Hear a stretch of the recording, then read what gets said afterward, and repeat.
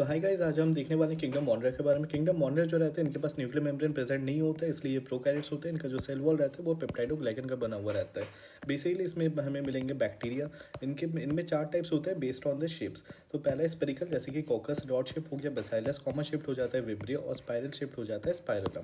Bacteria का जो structure है वो तो काफ़ी सिंपल होता है, मगर उसका बिहेवियर काफ़ी ज़्यादा कॉम्प्लेक्स होता है। बैक्टीरिया जो हमें देखेंगे उनका मेटाबॉलिक डाइवर्सिटी काफ़ी हाई रहता है। न्यूट्रिशन की अगर बात करें, यानी मोड ऑफ न्यूट्रिशन, तो ऑटोट्रॉप्स भी हो सकते हैं, जैसे कि केमोटोट्रॉप और फोटोट्रॉप। केमोटोट्रॉप यानी कि केमिकल एनर्जी से एनर्जी ड्राइव करते हैं, जैसे कि ग्रीन सल्फर बैक्टीरिया।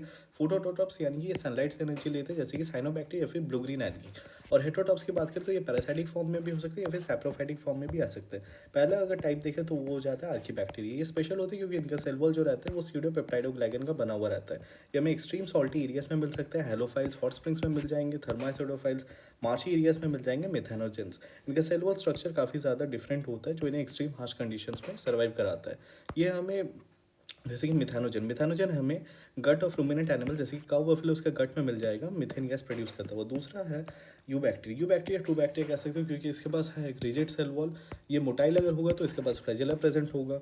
अब इसका पहला एग्जांपल अगर हम देखें तो वो है साइनोबैक्टीरिया, जिसने पहले ऑक्सीजन रिलीज कराया था सबसे पहले। अब अगर हम देखें तो इसमें प्रेजेंट होता है क्लोरोफिल है, जो हमें मिल जाएगा ग्रीन प्लांट्स में, इसलिए इसे फोटोसिंथेटिक ऑटोट्रॉप कह सकते हो।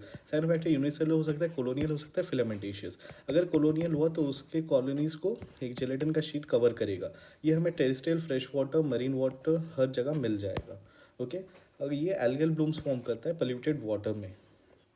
या एटमॉस्फेरिक नाइट्रोजन फिक्सेशन में भी काम कर सकता है, क्योंकि कुछ के पास प्रेजेंट होता है स्पेशलाइज सेल्स, जो जैसे कि हेट्रोसिस, और किसके पास होता है नॉस्टोक और एनाबेना। अगर हम देखें केमोसिंथेटिक बैक्टीरिया जो रहता है, ये इनऑर्गेनिक सब्सटेंस जैसे कि नाइट्राइट्स और अमोनिया को ऑक्सीडाइज करता है और उससे एनर्जी रिलीज करता है, जिससे वो एटीपी बनाता है। ठीक है, ये काफ़ी ज़्यादा इंपॉर्टेंट है न्यूट्रिएंट्स फिक्सेशन के लिए, जैसे कि nitrogen, phosphorus, iron, sulphur. Heterotrophic bacteria सबसे ज़्यादा अबंडेंट होते हैं, ज़्यादातर डिकम्पोजर्स होते हैं। हमारे लिए हेल्पफुल होता है क्योंकि मिल्क से हम कर्ड बना सकते हैं, एंटीबायोटिक्स प्रोड्यूस कर सकते हैं, और नाइट्रोजन फिक्सेशन करते हैं लेगुमिनस प्लांट्स के रूट्स में।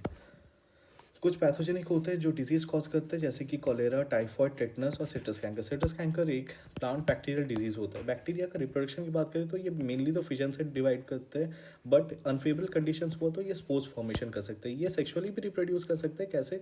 एक बैक्टीरिया दूसरे बैक्टीरिया को डीएनए ट्रांसफर करेगा। एक्सेप्शन कौन है यहाँ पर? में एक्सेप्शन है माइकोप्लाज्मा।